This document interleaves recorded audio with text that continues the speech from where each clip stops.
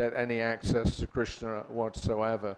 So it's very important to understand her position as the personification of Krishna's enjoying spirit. Everybody has a propensity within to enjoy. That's why Krishna is all attractive. From whichever angle you look at, Krishna is attracting all the different living beings. So it's very important that if one wants to come to the stage of Radha Krishna Prem, then you have to be very strict about how you behave yourself, about what you speak, etc. We should know very thoroughly Srimati Radharani's position. So Radharani then, she's the fountainhead, if you like, of devotion. And so this is part of a seminar that I delivered sometimes when I'm traveling, called, Srila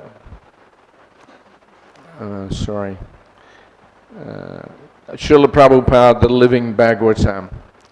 So that's the title of the presentation. So we'll do just check a few things. This is an offering by Bhaktisiddhanta Saraswati Thakur. It was printed in an article in the Gaudiya, which was their regular magazine in the Gaudiya mat, and this was in 1934. So Bhaktisiddhanta Saraswati says, all these days we have not spoken about Leela. We have not spoken about Leela. Why? Because this is our most confidential asset. This is our only sadhya, or perfection. But one should not make a mistake of thinking that anartha nivritti, which means overcoming impediments such as lust and greed, is the prayojana, or the goal in life. One thinking like this will never enter into artha pravritti, which means acquiring one's actual need. So there's anartha and there's artha. So one thinking like this will never enter into artha pravritti, or acquiring one's actual need. For this reason, I will begin speaking about Astakalya Leela. I know that you are not ready to hear it. This became a big issue after Bhaktisiddhanta Saraswati Thakur left the planet, and a good group of his disciples basically abandoned most of the activities and even some of the philosophy that Bhaktisiddhanta Saraswati had been presenting, and they ended up in Radha Kunda, this place or that place, but following a different path. And this is especially to do with this Astakalya Leela, or the different pastimes that Krishna performs at different times of the day. So this is Bhaktisiddhanta Saraswati, and he's saying we should not ignore that Astakalya Leela. But it's not that he's encouraging it. He says it very clearly that even though it's our most confidential asset, that relationship of Radha and Krishna, at the same time, we have to speak about that just so that you know it's there. Sukadeva Goswami, I think, also says that in presenting Krishna's pastimes, they're not meant for ordinary people, especially the pastimes between Radha and Krishna. Ordinary persons cannot understand. If you try to enter into it without proper understanding, you become a sahajya. Yeah, the principle of attraction, the principle of enjoyment is embodied in Radha and Krishna. So if we try to interfere with that, or like some of the Babajis in Vrindavan, yeah, they're doing their 64 rounds, whatever, but they're not on that platform of truly understanding Radha and Krishna. It's a very exalted position, and therefore Bhaktisiddhanta Saraswati, whenever he would go to Radha Kund, yeah, he and his father, Bhaktivinoda Thakur, they have a house there. You can still visit, it's open. And their concern is that won't come to the highest stages, but not artificially. There's a lot of nice devotees in Radha Kunda. There's a lot of nonsense in Radha Kunda also. So one has to be a little wise, take instructions from the bona fide spiritual master. Then gradually you can enter into Radha Krishna Leela. So here he says, for this reason, just because it's there, not that he's preaching about this Astakaliya Leela, but it has to be understood that such a thing exists. Sukadeva Goswami, same thing. There's very confidential pastimes going on in Vrindavan, but he said, which should not be spoken in public. But at the same time, we have to know that at least it's there, so that as we get purified, we have some understanding of the end result, which is prayojana, the goal in life. So for this reason, I'll begin speaking about Astakaliya Leela. I know you are not ready to hear it, but we should know that such a transcendental ideal exists within the realm of devotion. That is why anarta nivritti is essential. So anarta nivritti, you're just gradually giving up your faulty behavior and faulty thinking and becoming purified. So that's essential that we do that. But at the same time, it's essential on the other side, on the completely purified platform. He says here that we should know such a transcendental ideal exists within the realm of devotion. That is why anarta nivritti is essential.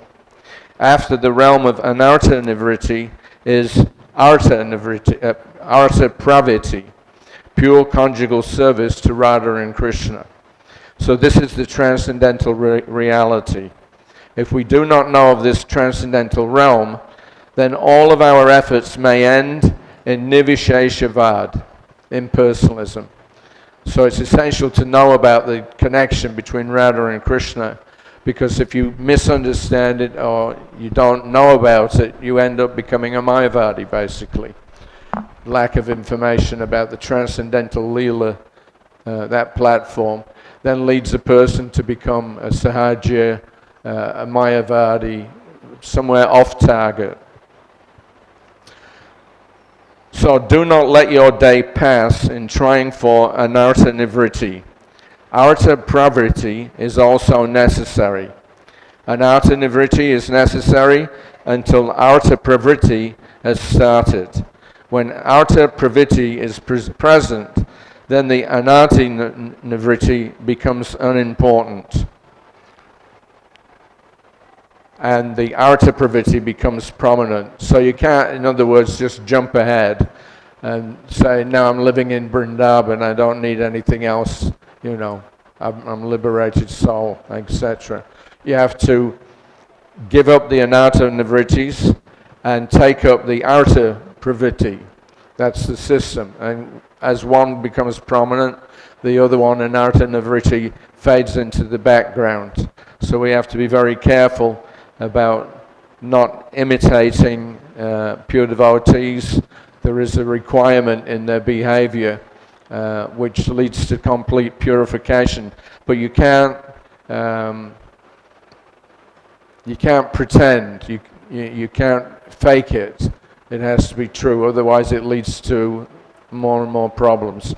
So, in our line, as Prabhupada presented it to us, unfortunately, in the mid-1970s, when there were a lot of devotees working in the BBT in Los Angeles, then there was this kind of appearance of this anarta nivritti, and it was in our BBT department, because they were getting information from Chaitanya Charitamrita before anybody else in the society. So when they started reading the Chaitanya Charitamrita, then they started to, you know, commit offenses. One of the offenses was that they were having group meetings, men and the ladies in different places, and their only focus was to discuss the pastimes of Srimati Radharani. Everything else was, external. Bhagavad Gita's external. This one's external. No, we should just read or contemplate the pastimes of Radha and Krishna and the gopis. That's perfection. At the same time, they were doing all kinds of nonsense. We heard that one girl that was part of the women's group, she had had an abortion earlier on as a devotee, and these people were going to present Astakaliya Leela. So Prabhupada was very upset by it. He one morning he was just sitting down to take his breakfast, and Pradyumna Prabhu, who was closely connected with a lot of the BBT devotees, but at the same time he was traveling with Prabhupada. So Pradyumna suddenly came into Prabhupada's room whilst he was about to start his breakfast, and I didn't hear what he said, but when Pradyumna started talking to Prabhupada, he had a piece of fruit in his hand, he put it back on the plate, he got up and walked out and went into his sitting room. He didn't take breakfast. He said, now you call all these people to see me and, we'll get it sorted out. So they brought one or two of the devotees that were at the core of these activities. Prabhupada was so disturbed that, at one point he banged the desk. He told them, he was asking, why are you reading this kind of literature? Well, because it's in your books, Prabhupada. It's not that we're going outside anywhere else, but we're taking all our information that the worship of the gopis is the highest platform. So Prabhupada gave the example. He said, just when you have a disease, you need some treatment. So you can't just walk into any pharmacy and just take any pill or powder or medicine that you feel like. You've got to actually have it prescribed by a doctor that knows what what it's for. So he told these people that you have to disband. It was a famous incident in those days. It's called the Gopi Bhava Club. That's what the other devotees were referring to them, Gopi Bhava Club. Only focus on Radha, Krishna and the gopis and nothing else. So it was an increasing disturbance in the society. Prabhupada said, if this is preached, or rather if this gets widespread, then he said all the preaching will stop. He knew very well what the consequences will be because he'd seen it in the Gaudiya Mat after Bhaktisiddhanta Saraswati's disappearance. So it's very important to follow the proper process, and then gradually Prabhupada, Bhaktisiddhanta Saraswati says here that the, what do you call it, the anatta pravrittis will fade out, and the artha pravritti comes in and becomes prominent.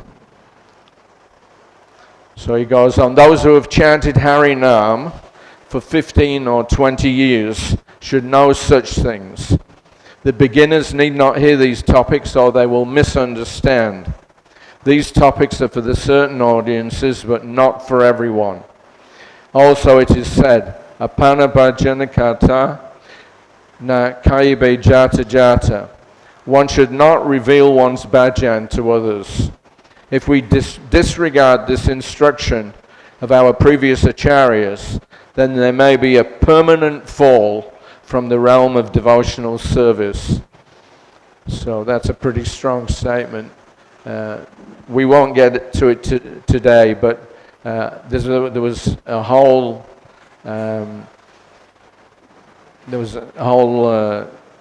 disturbance around September of 1976 when Prabhupada came to Vrindavan. One of his chief men at that time, Nitai Das, he had been Prabhupada's editor. He was studying Sanskrit and Bengali. He was well respected by everybody. But unfortunately, he got spoiled because when Prabhupada came to Vrindavan after the opening in 1975, then Nitai was on his party and he wanted to stay in Vrindavan and develop a curriculum for the new school that was there. And also the deities in our deities in Vrindavan, they were the first really big-sized deities that we had. And Vrindavan itself, of course, was the let's see. Well, Vrindavan itself is very attractive to not just to pure devotees, but any devotees. So Prabhupada knew that if his disciples associate with, these pseudo devotees that mainly live in Radhakund, then they'll all be spoiled. And that actually happened. This Nitai Das, in the excuse of studying Sanskrit, he was going to see one Goswami that was teaching and speaking from the Bhagavatam in Radhakund. So gradually Nitai got affected by that and disassociated from ISKCON.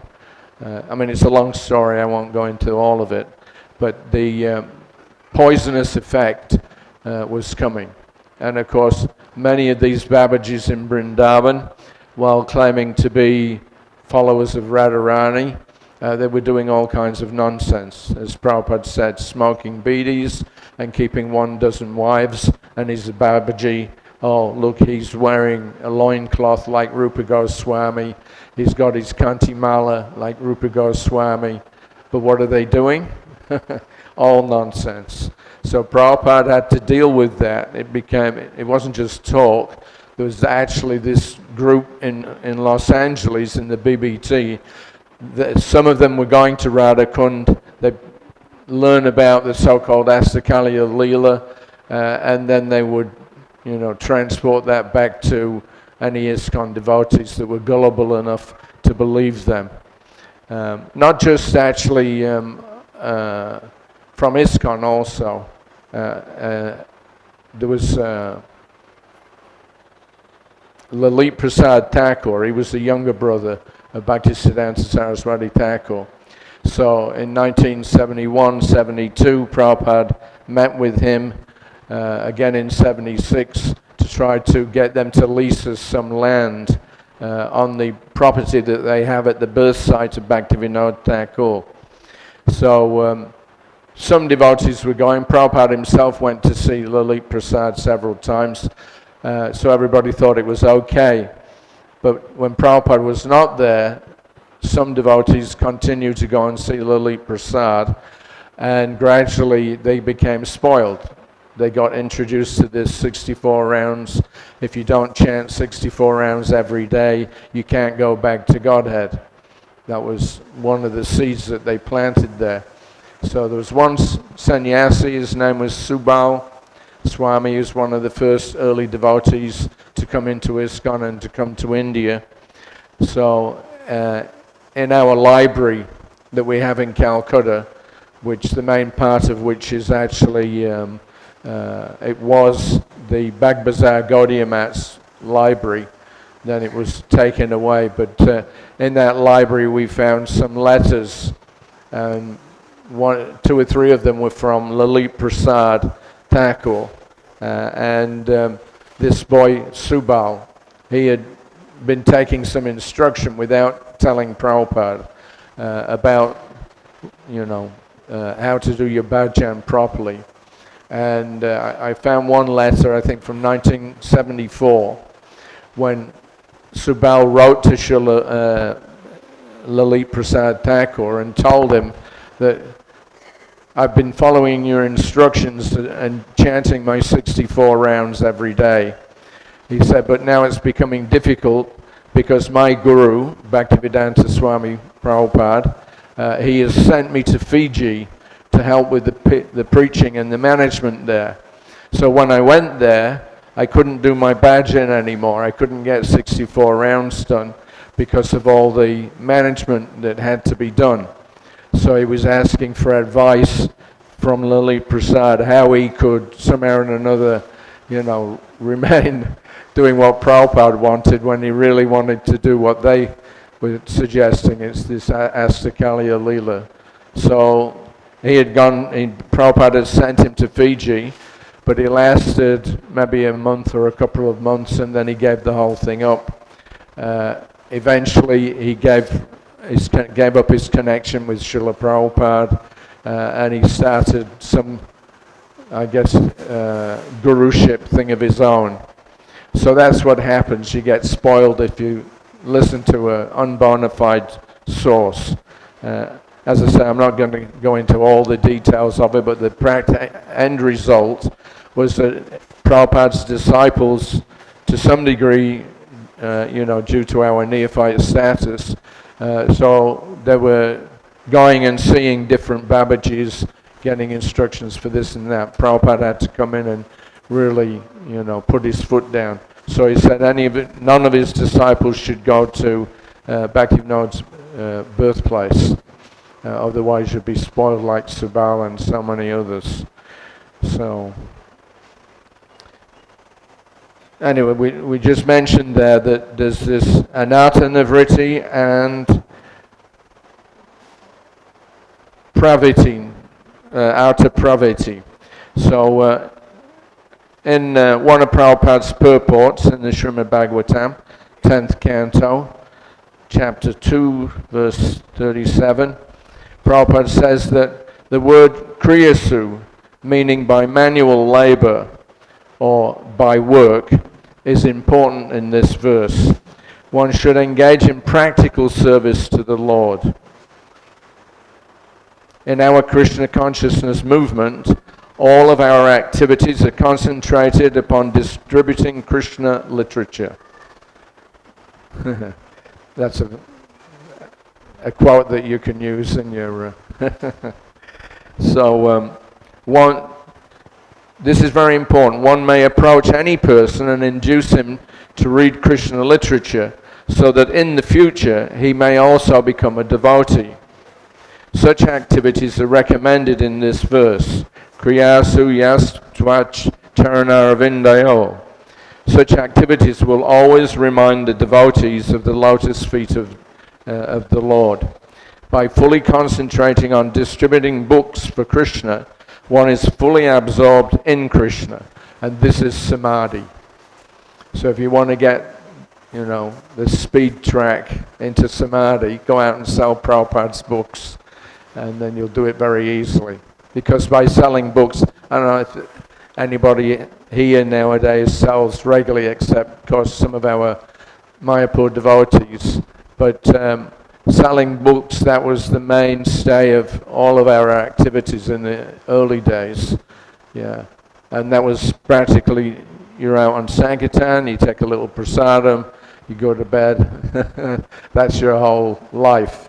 So Prabhupada liked that. The more that you distribute his books, then the more likely people are to take up Krishna consciousness. So he's very keen for that. So Prabhupada sent a letter to Mother Nandulal in 1974. I think she was in Italy, but I'm not sure. So Rameshwara Prabhu, who was the head of the BBT, he sent out a letter to all of us in his monthly BBT newsletter. We were all made supremely happy by Prabhupada's words then. They are every bit as inspiring today. So that letter, Prabhupada received it when he was in Paris. He says, "It's good news that you are finding engagement in distributing my books all day in Hawaii. So there is no question of taking any other engagement. Just take it as Krishna's mercy that you have come to Hawaii and engaged there full time, as it is a very important place." The explanation, now this was a newsletter that went out to all the different temples. So Rameshwara, he was one of the BBT trustees, or he was the BBT manager at that time. So he would send out these bits of nectar, things that Prabhupada said or did, and they'd go circulate all around the ISKCON movement. So there was a controversy at that time because the book distribution was just starting to take off. And ISKCON as a group, mainly, we were noted for singing and dancing in the street. And we go out, 5 or 6 hours every day. that chanting. That was our main activity on Sankirtan. And we had, of course, some Back to Godhead magazines and a few small books, but nothing much more than that. So those people that were going out every day chanting, they were now getting a little perturbed because Prabhupada started sending letters out like this one, that if you really want to please me, distribute my books. And I think at one point they inquired, what's more important, to distribute your books or to go on the Harinam chanting? And Prabhupada said, selling and distributing his books is the more important activity. So Rameshwara, he made a comparison that our devotees going out every day selling books for hours and hours at a time, this is actually in the highest levels of devotional service. That will be that will be sorry, I lost my place. Yes, the explanation given by Rameshwara that Sankirtan is Lord Chaitanya's Leela, which he compares to the gopis trying to engage others in Krishna's service, that is the correct understanding. So Rameshwara very clearly told all the devotees that what you're doing is actually fully transcendental service. It's not just selling books, but we're actually trying to engage the devotees in deeper and deeper immersion in Sankirtan Leela. And that was the distribution of Prabhupada's books. So around that mid-1970s, that was when book distribution really took off.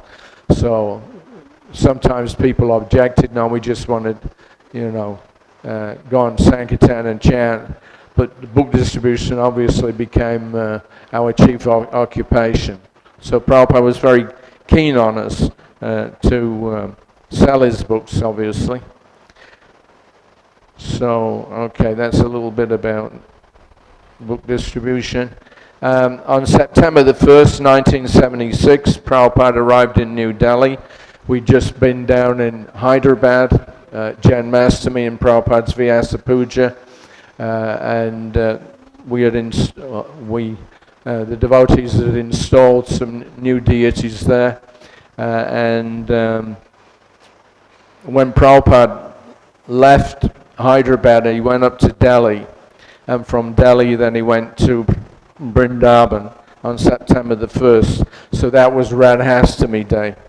So Prabhupada observed the half-day fast along with the rest of us.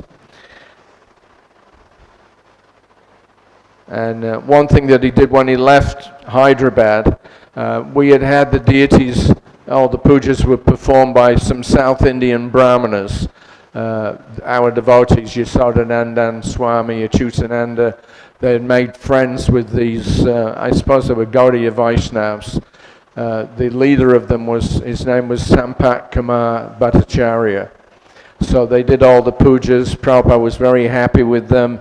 They were very enthusiastic about helping ISKCON devotees, etc. So Prabhupada liked that very much. And Sampat Kumar Bhattacharya, he gave a Shalagram Shila to Srila Prabhupada the day that they left to go back to their town. So that Shalagram Shila was sitting on Prabhupada's desk, and then Prabhupada said, actually this can be taken and put on the altar in Bombay, because the Juhu Beach temple was just being constructed. But then after that, then he called in Pradyumna, and he told Pradyumna, actually, he said, you can worship the Shalagram. In those days, worship of Shalagram Shila was practically non-existent. There were only one or two places where we had them, because Prabhupada said, I want to wait until my disciples are a bit more qualified before I let them begin Shalagram Shila. In fact, there was an incident in Govardhan where one or two of the devotees, they'd heard about, worship of Govardhan Hill, so they actually collected some Govardhan Shilas And when that was reported back to Srila Prabhupada, he got very upset. He ordered them, anybody who's taken a stone from Govardhan, you go and put it back where it came from. Said you're not qualified for this kind of worship at this point. So anyway, there was a whole scene there in Vrindavan. Prabhupada kind of walked straight into it. Let me see.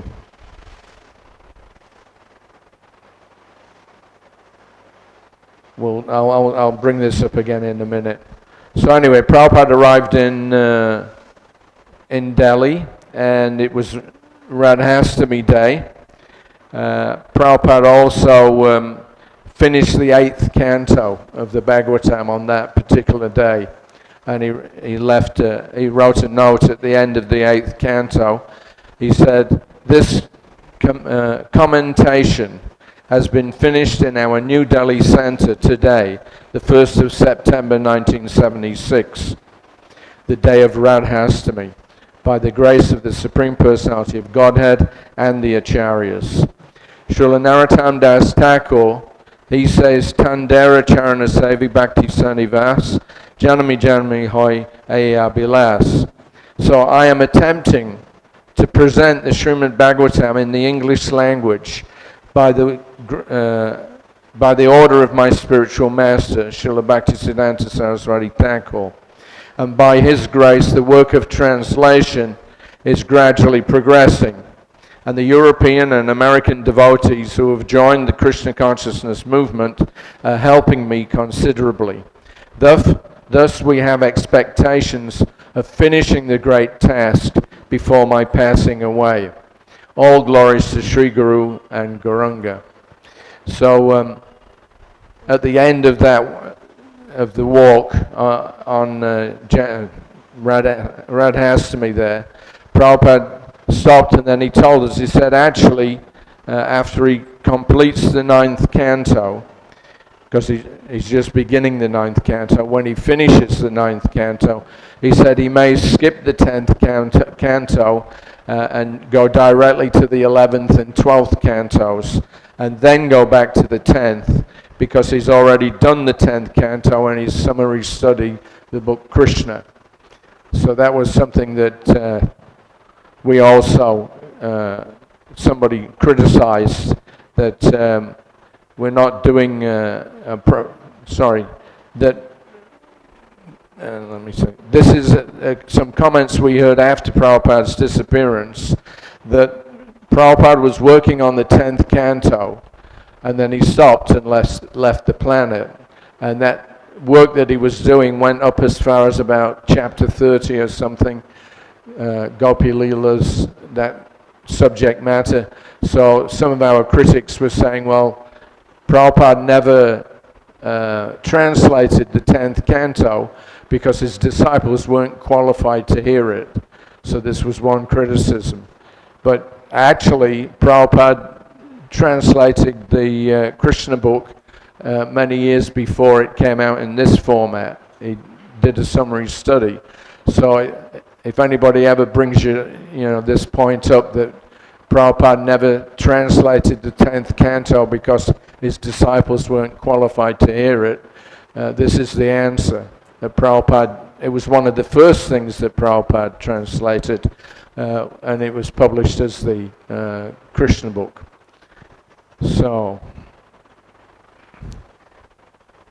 So in the daytime, Prabhupada went down into the temple room to preside over an initiation ceremony in which he awarded first initiation to 10 men and second initiation to 9.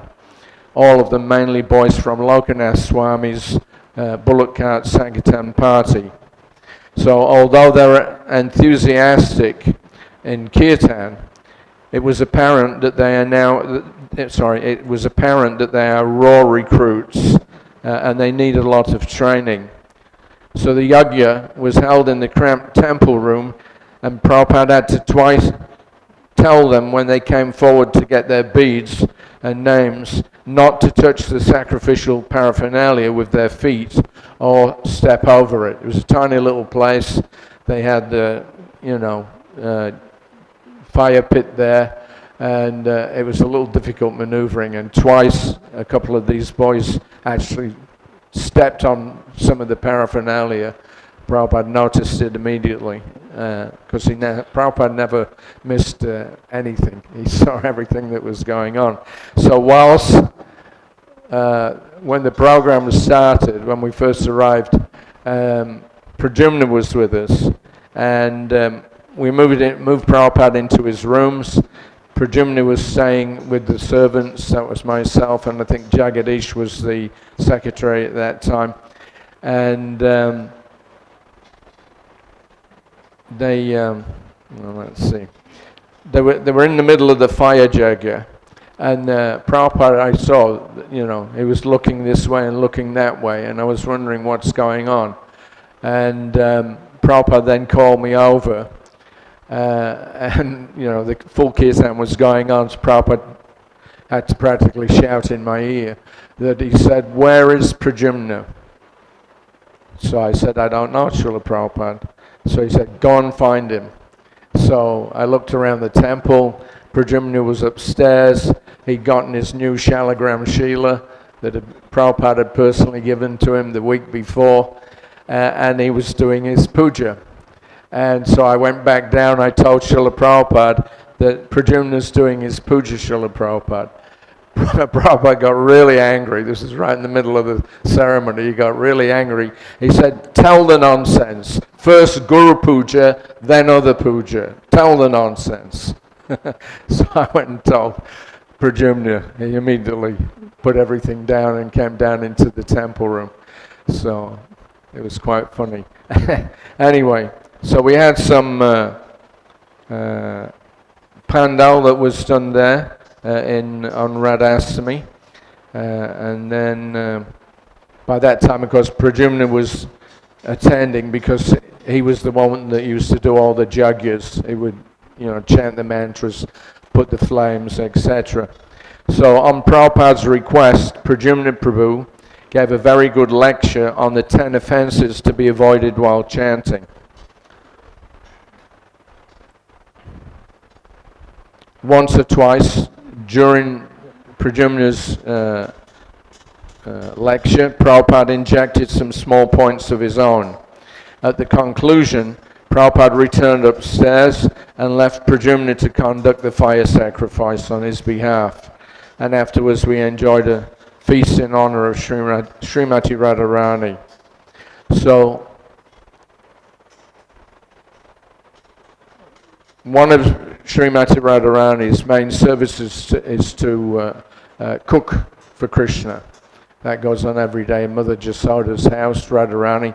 After the cowherd boys have gone with Krishna to the forests, then the gopis would come and they would do various services under the guidance of Mother Jasoda. So Radharani, of course, is an expert cook. So on the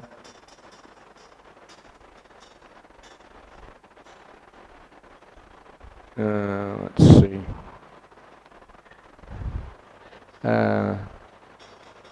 After the opening of the Hyderabad temple, that was in August, then Prabhupada came up to spend some time in Delhi and especially 3 months in Vrindavan. Then after that we went down to Hyderabad again because this family, the Badrukas, they had donated 560 acres of land to ISKCON. And they'd made up like a legal agreement that there would be some people from the brothers' side, there'd be some people from the ISKCON side. They made a legal agreement so that there would always be at least one ISKCON person who was in the majority if they ever had any voting. So they were helping at that time. Later on the relationship went sour. But anyway, we were there for about 2.5 weeks at the Hyderabad farm. And there was one incident there that we'll come to in a minute about cooking. I think on about December the 9th, Prabhupada told the devotees There was Mahamsa Swami, he was the chief in charge there. Hansadutta was there with a bus full of about 40 brahmacharis that he'd taken from, I won't say stealing, but he took them by bus from Germany to come and preach in India. And then the other third leader was Tejas Prabhu. So Tejas at that time had been temple president in Delhi for about 3 years. And he was doing all this preaching to the members of parliament. So at that time there was some, rumors going around. It went in the newspapers. ISKCON is actually a front for the CIA. So to counter that, and it came up in Parliament that the Communist Party at that time was becoming a little strong. So they brought it up. They demanded to know who are these ISKCON people. They're coming here and they're, poking around. They must be all secret agents of the CIA. So there was one paper, Blitz. The Blitz. You can imagine what kind of content that newspaper had with a name like that. But they were always printing articles against ISKCON, etc. So, what was I going to say? Anyway, we were in Hyderabad, and it came up to Bhaktisiddhanta Saraswati's disappearance day, and Prabhupada gave a very wonderful lecture to the local people. So Prabhupada's idea with the Hyderabad farm was that he was going to do his first serious attempt at Varnashram. And anybody who's interested in that topic, you can read that. Some long conversations that Prabhupada had with Mahamsa and the others about how to establish this Varnashram system. So one of the first programs that he did when he got settled in, he told the leaders, now at 7 o'clock every night, you invite the villagers to come and join in with us with chanting, and you give them some nice prasadam, and maybe you can speak for 5 minutes. That's all. They're simple villages. But he said the Varnashram system, it can be done in a very simple way. He said we attract them first of all by chanting and giving them some prasadam. They come every night, gradually they become purified. Some of them will want to become devotees. So at that point then Prabhupada said they can be given an acre of land or half an acre of land. They can move from their village onto our land, and they can live in like small hamlets, so like 10 or 12 houses in one group, and then another group like that, small configurations, and let them worship any deity of Vishnu. Balaji, of course, is very popular down there. But they can worship the deity in the early morning, they can do a little chanting, and then they go out in the fields and do their work. They're already expert, we don't have to teach them anything about, plowing the land, planting crops, etc. They'll work as normal in the fields, and then in the evening they come back, take a bath, do some chanting, and that's it. So it's a very simple model. Yeah. Anybody who's interested in the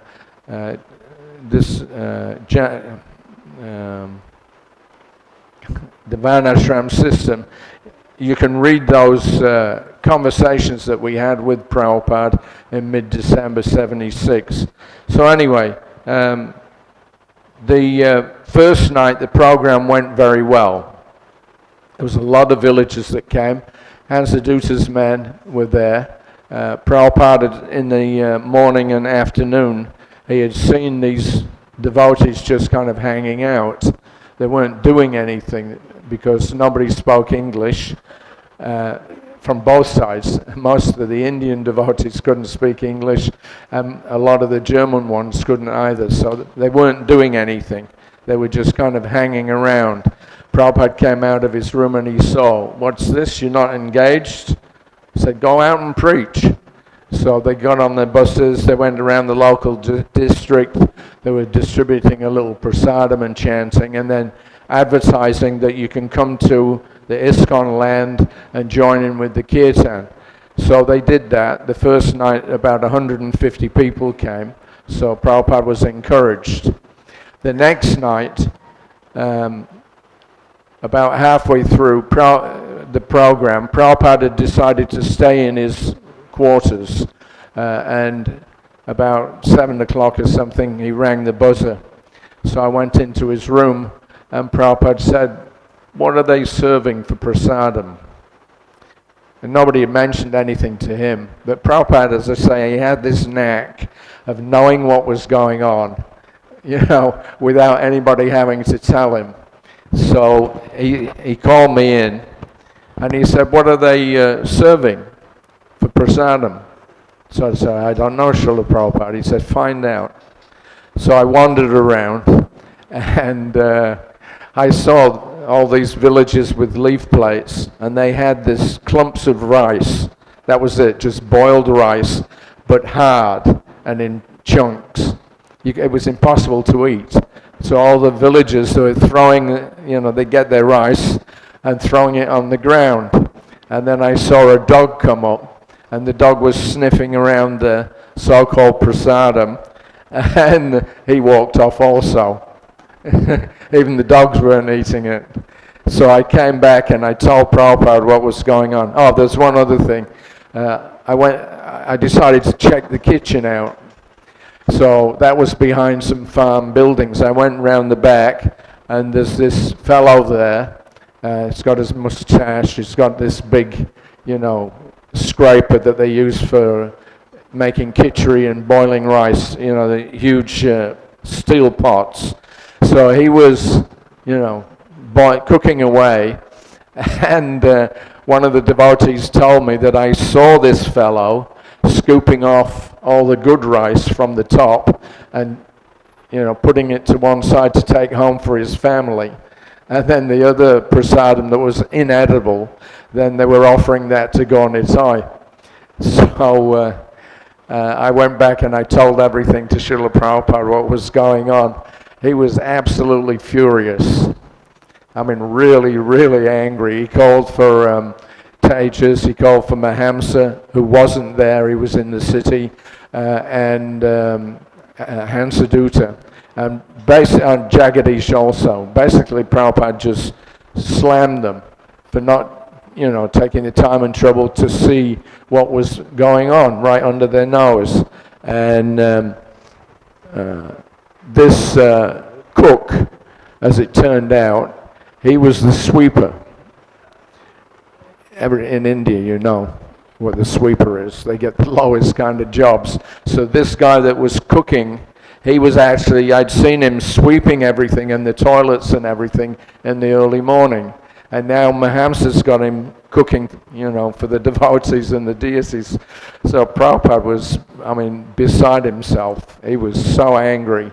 But Mahamsa wasn't there. He was in the city.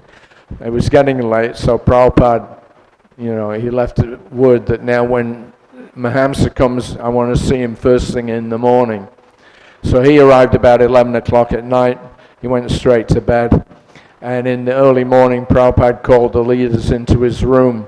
And he told them, he said, "I am, too angry and disturbed by what you've been doing." He said, Radharani is described, what's the verse?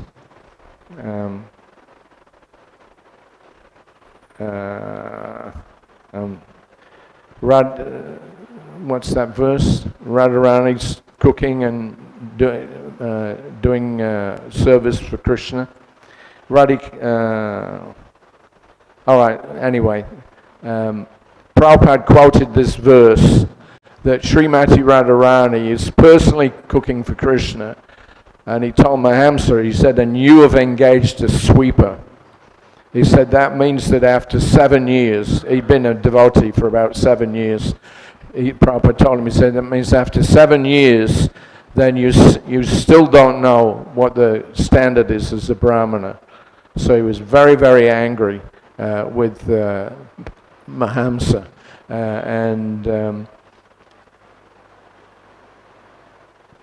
Yeah, okay.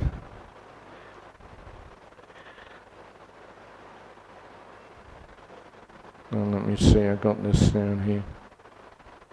All right, so Prabhupada told him, he said, for an ordinary man, a life void of family affairs is almost unthinkable.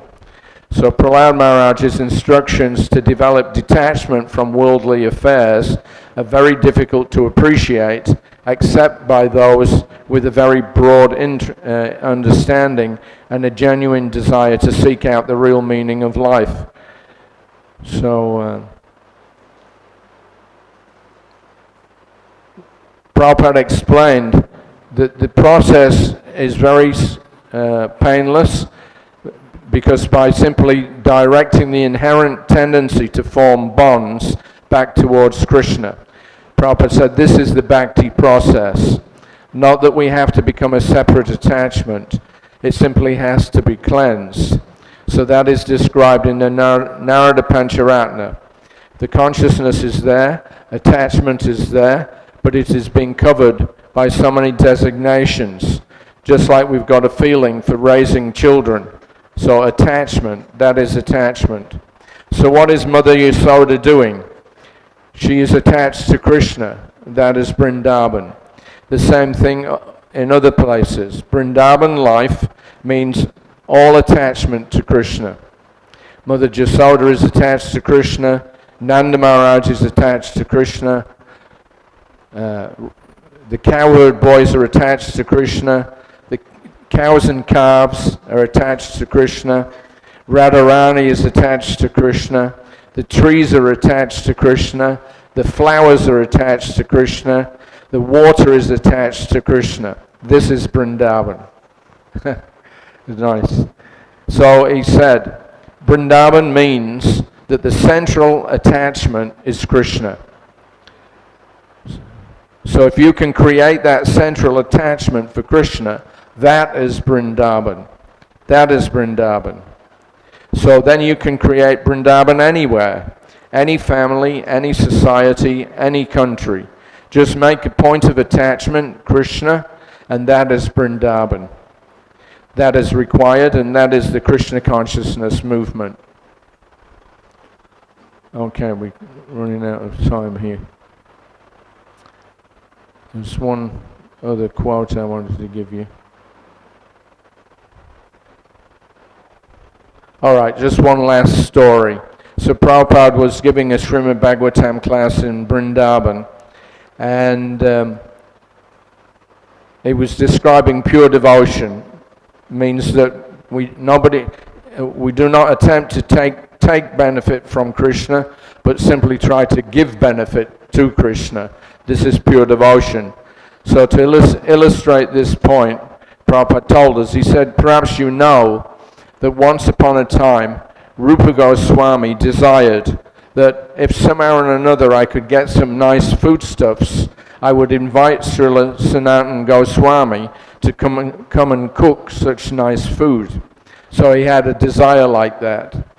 So they were living in Vrindavan, here and there, under the shade of the trees. So they had no stock of foodstuffs, nothing. So one very beautiful girl, she came and offered them rice, dal, ghee, etc. And she told him, Baba, we've got some festival. So she offered him so many things, and he immediately invited Sanatana Goswami to come and enjoy this feast that he prepared. So he was lamenting that he had nothing to offer, but he had a desire to offer something to his brother. So then this young girl comes, and she's got all the ingredients, and she says, no, don't worry, we're having a festival, so I'm bringing some of it to you. So he was a little puzzled by that. So she offered so many things, and he immediately invited Sanatana Goswami. And Rupa Goswami also was a very good cook. So he prepared very nice preparations and offered them to Sanatana Goswami as prasadam. So Sanatana Goswami astonishingly inquired, "Where did you get all these nice things in the middle of the forest?" So he told his brother, he said that, "In the morning I was desiring to make this offering for you, and in just a few hours' sometime, one very beautiful girl came and she offered these ingredients." So after hearing the description of the beautiful girl, Sanatana Goswami could understand this was Radharani. So immediately he chastised Rupa Goswami and told him, "Oh, that was Radharani." So he immediately chastised Rupa Goswami that you have taken service from Radharani. This is not good. We are trying to give service to Radharani, and you have taken service from Radharani. Okay. All right, so I'm going to finish there. It's not much time to talk, but does anybody have any questions or comments? No? Anybody? Yes, Mantaji.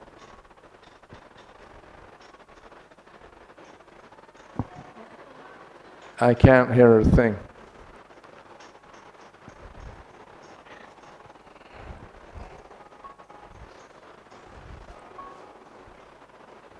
Hare Krishna.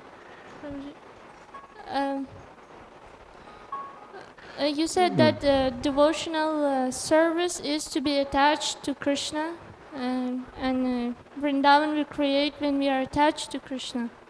But in the beginning, you said that we shouldn't be reading stories about Krishna, Ashtaka Lila, and all the things. If we don't read these stories, how we can develop attachment to Krishna? Maybe it's true. Yeah, sorry, bro. It's true. In the beginning years, they misused it and they started behaving differently. But after practicing so many years, maybe some of us are a little bit qualified to read those.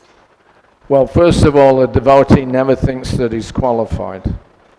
As far as he himself goes, or yourself goes, the chanting of Hare Krishna, it's not to bring you to the stage of perfection, it is perfection. But you've just got to realize it, that's all. So the devotees, it's not exactly that you make advancement by reading the books. Yeah. Ultimately, you're relying on Krishna. Prabhupada did tell us in Vrindavan one time that it is possible, to go back to Godhead simply by chanting. But we need all the background information so that we can make our faith very strong. If you're just chanting, but you have some anartha, some material desires in your heart, that will spoil your chanting. It has to be done very purely. So when Krishna thinks or sees our devotion, and when he's pleased with that, then you can enter in. Krishna's in your heart. He knows everything that we're thinking and doing. So when we get to the point where we're pure, so-called pure, that means that point is where Krishna accepts your offerings, accepts your worship, and you can enter into proper pastimes or eternal pastimes with him. So it's not like a mechanical thing that, I've read so many books, nothing happened. The heart has to become purified. So Krishna's in the heart. When he becomes pleased with our devotional service, he reveals his pleasure and engages in Sankirtan, if you like, just the same as Rupa and Sanatana Goswamis. So it's not like just a mechanical thing. I sit down, I read for an hour, or, I've been chanting for 10 years and nothing happened. We have a tendency to, see things in that way. But the real thing is striking up that loving affection between Krishna and the devotee. And then Krishna reveals everything in due course of time. So Prabhupada always cautioned us that You can't imitate. It comes naturally when Krishna decides to reveal himself. Yeah. Does that answer your question? Yes, Prabhu, I agree with you that chanting will help us to achieve love for Krishna. But Rupa and Sanatana Goswamis and all the Goswamis, they spent their lives to writing about Krishna and his pastimes. So why we shouldn't be reading those books? Why what? Why we shouldn't be reading those books? Like Parampara, Guru Parampara, Vishwanath Chakravarti Thakur and all the Goswamis, they spend their lives writing books about Krishna. Even Prabhupada translated the Chaitanya Charitamrita, which is talking about Krishna and his pastimes. So why we shouldn't be reading those books? I'm not quite sure what you're asking. Can you give a summary of that, very short? You are saying that we have, in order to achieve love for Krishna, we have to chant. We shouldn't be Yes. reading books. Well, who said that you don't need the books? It is possible in a very rare, instance where somebody who's, very advanced but has not studied actually can come to the platform of Krishna Prem. But it's very rare that that happens. Everybody has to go through the process of sadhana because that modifies your behavior to the point where Krishna is now ready to accept your service directly. But if you think that you don't need to chant, you don't need to read all these books. All you have to do is to just sit down and chant. You won't last very long because you're not qualified. Yeah, one example is in 1975, there was one devotee from America, a black devotee from America, who went to Africa to help with the preaching there. And he only lasted a few months, and then he left the African yatra and he came to see Prabhupada in Vrindavan. And he was complaining that, so many people are harassing me to go out and do this and do that, but all I want to do is just chant Hare Krishna. And then there's no need to do anything else. So he was quite pushy. And Prabhupada could see that if I tell him to do something that he doesn't want to do, he may go away. So he said, all right. He said, you go to Mayapur and you chant Hare Krishna. I'll give you that permission.